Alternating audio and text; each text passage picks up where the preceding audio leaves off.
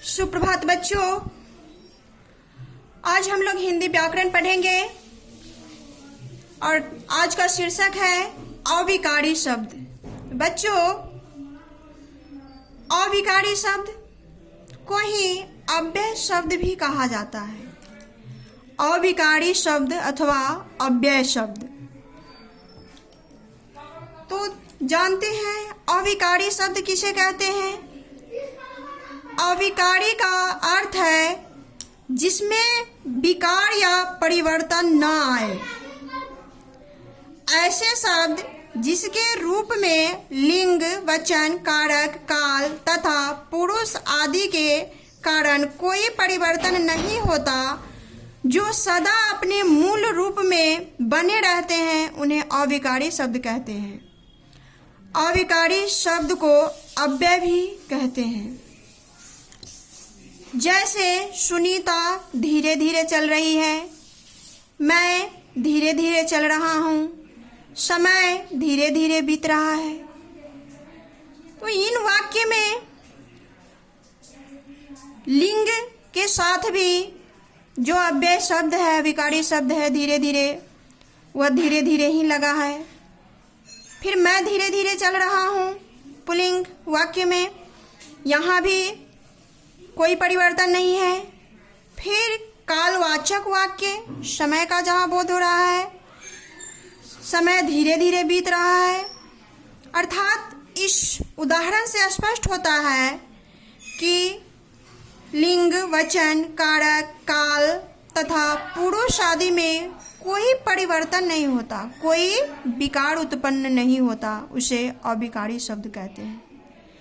सीधे और सरल शब्द में जिसमें कोई विकार का अर्थ होता है परिवर्तन, जिसमें जिन शब्द में कोई परिवर्तन न हो, वह जैसे के तैसे हूबहू लिंग, वचन, कारक, काल सभी वाक्य में प्रयुक्त हो, उसे अविकारी शब्द कहते हैं। आज रविवार है, वह आज आएगा,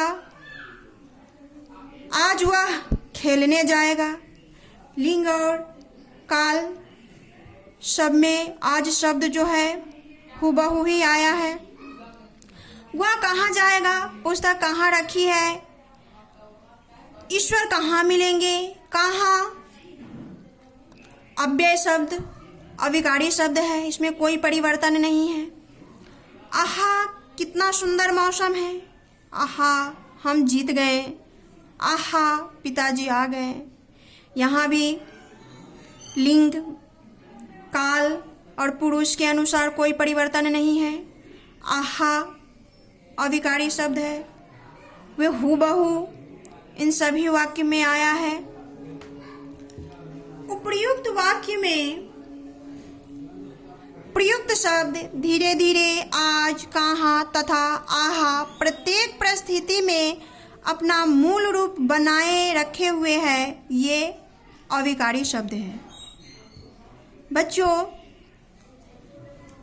और भी सरल भाषा में जानिए, जो अपने सिद्धांत पे अडिग है, अपने सिद्धांत के साथ किसी भी तरह के किसी भी परिस्थिति में कोई समझौता नहीं करता, वह अव्यय शब्द है या अविकारी शब्द है। ये हमेशा ध्यान में रखने वाली बात है। यह स्मरण रखना है कि वाक्य का कर्ता चाहे पुल्लिंग हो या स्त्रीलिंग, चाहे एक वचन हो या बहुवचन, अविकारी शब्द बिना परिवर्तन के ही प्रयुक्त होता है। अविकारी शब्द चार प्रकार के होते हैं: क्रिया विशेषण, संबंध बोधक, समुच्चय बोधक, विस्मयादि बोधक। तो इसका पहला भेद क्रिया विशेषण को हम विस्तृत अध्ययन करते हैं। क्रिया की विशेषता बताने वाले अव्यय शब्द क्रिया विशेषण कहलाते हैं। जैसे सुधीर धीरे धीरे चल रही है, सुनीता धीरे धीरे चल रही है, वह यहाँ रहता है, क्या तुम अब जाओगे, बालिका मधुर बोलती है। तो इसका परिभाषा है, क्रिया की विशेषता बताने वाले अव्यय शब्द क्रिया विशेषण कहलाते हैं। धीरे धीरे क्रिया की विशेषता बता रही है। सुनीता कैसे चल रही है? चलना उसका कार्य है, क्रिया है। यहाँ क्रिया है चलना, तो वह कैसे चल रही है? धीरे धीरे। धीरे धीरे सुनीता की विशेषता है, वह धीरे धीरे चल रही है, उसकी कार्य करने की विशेषता है।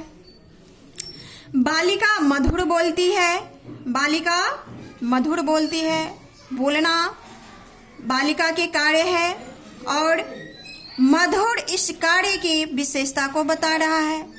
तो क्रिया की विशेषता बताने वाले अव्यय शब्द को क्रिया विशेषण कहते हैं। उपयुक्त वाक्य में धीरे धीरे, यहाँ, मधुर, ये सभी क्रिया विशेषण शब्द हैं। उपयुक्त वाक्य में धीरे धीरे तथा मधुर से क्रिया की रीति का पता चल रहा है। यहाँ क्रिया की स्थान संबंधी विशेषता बताता है। अब क्रिया की कालवाचक विशेषता बताता है। इस प्रकार क्रिया विशेषण क्रिया की विभिन्न रूपों में विशेषता प्रकट करते हैं।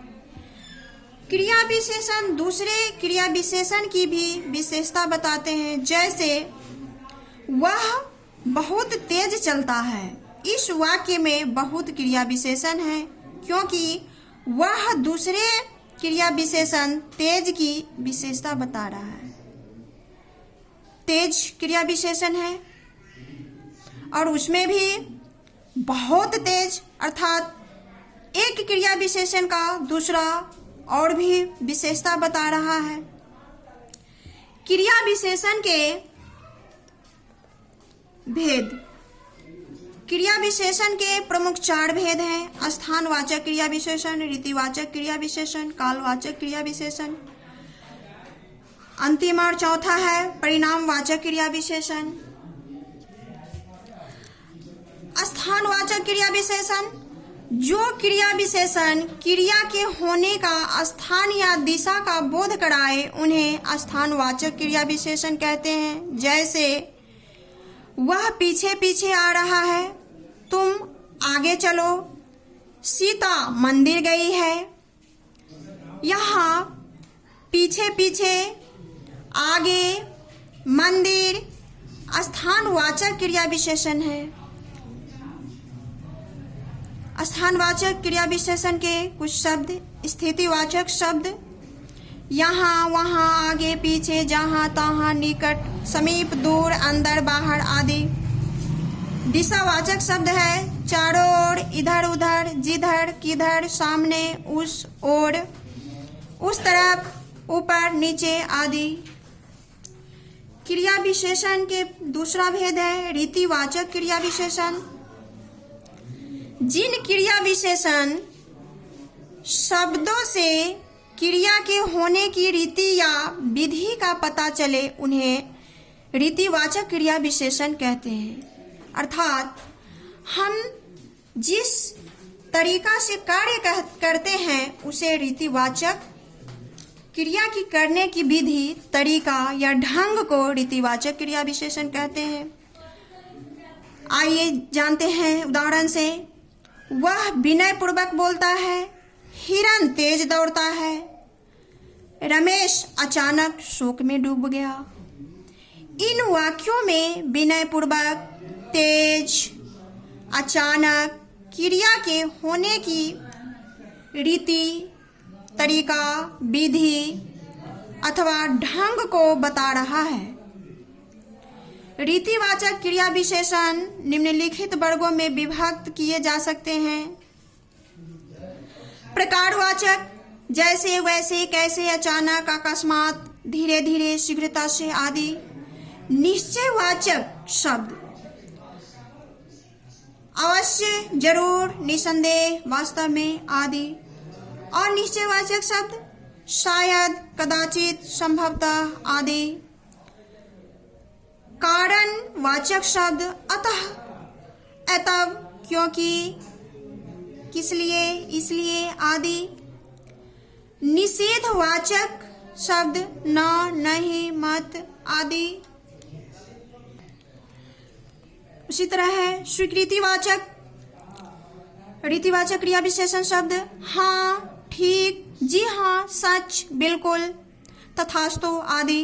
प्रश्नवाचक शब्द कहाँ, क्यों, कैसे आदि। अवधारणा बोधक शब्द मात्रा, ही, भी, सा, तक, ले आदि। क्रिया विशेषण के तीसरा भेद है कालवाचक क्रिया विशेषण। जो शब्द क्रिया की काल संबंधी विशेषता प्रकट करता है उसे कालवाचक क्रिया विशेषण कहते हैं। जैसे वह आज आएगा, गोपाल साल भर मेरठ में रहा है, मैं प्रतिदिन दूध पीता हूँ। यहाँ कार्य किस समय संपन्न हो रहा है या कर रहा है उसकी बोध हो रही है।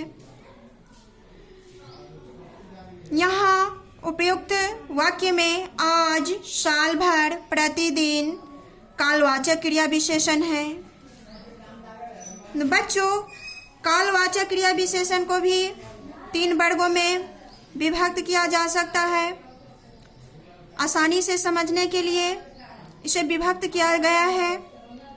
आइए जानते हैं कौन कौन सा शब्द समयवाचक क्रिया विशेषण है। समयवाचक आज, कल, परसों, जब, तब, कब, अभी, कभी, प्रातः, साय, पश्चात आदि।